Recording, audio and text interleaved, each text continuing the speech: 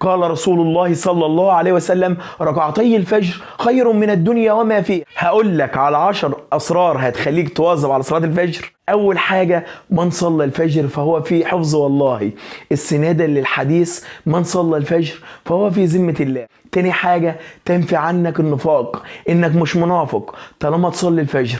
قال رسول الله صلى الله عليه وسلم: إن أثقل الصلاة على المنافقين هي صلاة العشاء وصلاة الفجر. ثالث حاجة هي إن الملائكة تشهد لك بالإيمان، ربنا يرزقنا شهادة الملائكة يا رب. رابع حاجة: صلاة الفجر سبب في نشاطك اليومي وسعادتك، تجعلك نشيطا طيب النفس. خامس حاجة: قال رسول الله صلى الله عليه وسلم: من صلى العشاء في جماعة فكأنما قام نصف الليل، ومن صلى الفجر في جماعة فكأنما قام الليل كله. سادس حاجة: الرسول صلى الله عليه وسلم لما اتكلم عن صلاة العشاء والفجر قال: لو يعلم الناس ما في صلاة العشاء وصلاة الفجر لأتوهما ولو حبوا، يعني زحفا للصلاة، يعني صلاة العشاء والفجر هتبقى نور ليك يوم القيامة. سابع حاجة: قال صلى الله عليه وسلم: من صلى البردين دخل الجنة، والبردين هم الفجر والعصر. تامن حاجة: قال صلى الله عليه وسلم: ركعتي الفجر خير من الدنيا وما فيها. ربنا يرزقنا نعمة الانتظام على صلاة الفجر.